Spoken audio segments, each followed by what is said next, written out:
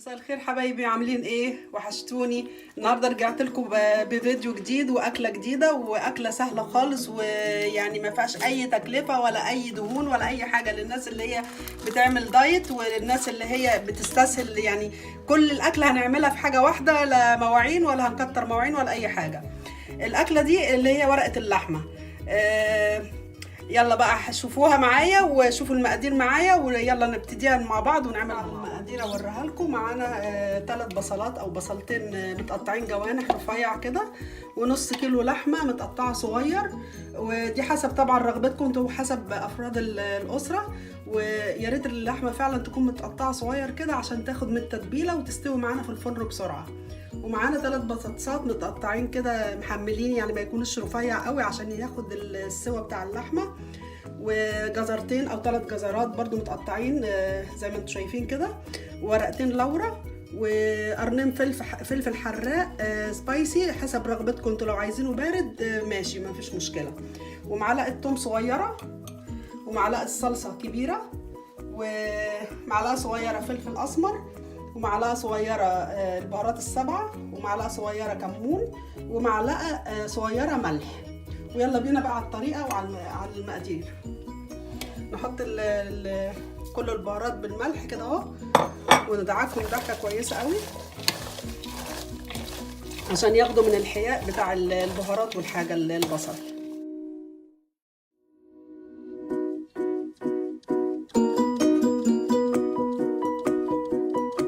نحط عليهم معلقه الثوم وندعكهم دعكه برضو حلوه. احنا حبايبي دعكنا البصل اهو زي ما انتم شايفين، واخد من طعم البهارات والملح كله. هنحط بقى الخضار بتاعنا والورق اللورا وكل اللي عندنا هنحطه، ونقلبهم برضو حلو مع بعض عشان ياخدوا من قلبنا الخضار مع البصل كويس. بعدين هنحط اللحمه برضو ونقلبها.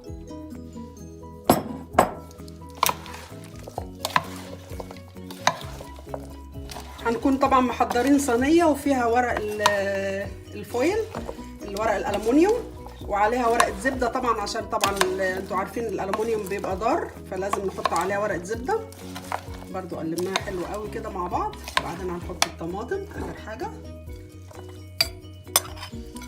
الطماطمتين اللي احنا كنا مقطعينهم شرايح، ونقلب برضو حلو قوي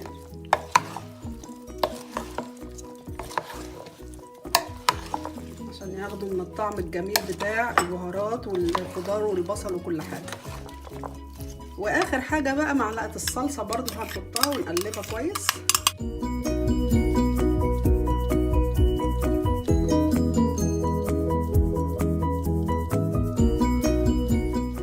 طبعا ورقه اللحمه دي جميله جدا، طعمها بتفكرنا كده بايام زمان، ايام ما كنا بنروح المصيف كده اهوت، ونروح نقول للجزار اعمل لنا ورقه لحمه.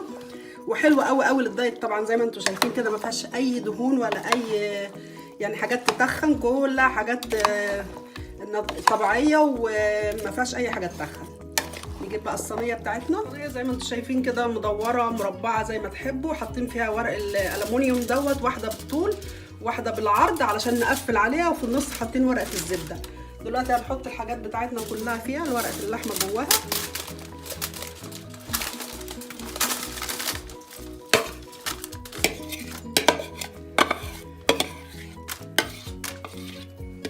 ونقفل عليها كويس جدا. اهم حاجه من كل الجوانب عشان خاطر البخار بتاع التسويه هو اللي هيسويها.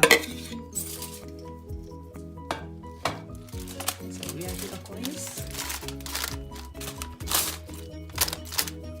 كده اهو.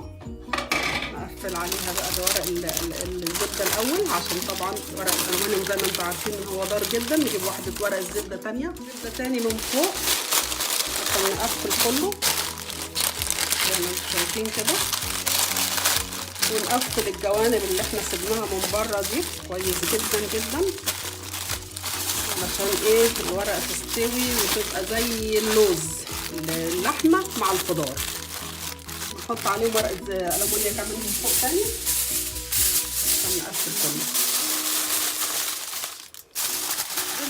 شايفين كده قفلنا على ورقه اللحمه، قفلناها كلها كويس جدا جدا عشان خاطر طبعا البخار بتاع اللي هيطلع هو اللي هيسوي ورقه اللحمه من غير اي ميه ولا اي حاجه.